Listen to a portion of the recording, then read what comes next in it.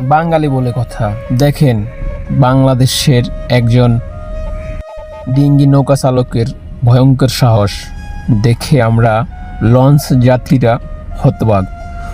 একটা লঞ্চের পিছনে, লঞ্চের যে পাখা আছে, লঞ্চ যে পাখা দিয়ে চলে, ও লঞ্চের পাখার পিছনে, লঞ্চের ভয়াবহ ঢেউর পিছনে একটা ডিঙ্গিবাহী ছোট্ট একটা ডিঙ্গি নৌকা কিভাবে আসতেছে।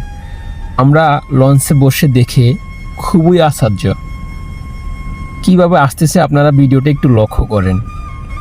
আমরা যারা লঞ্চে আছি, আমরা লঞ্চে বসে এদের এই দুরন্ত সাহস দেখে আমরা হতভম্ব।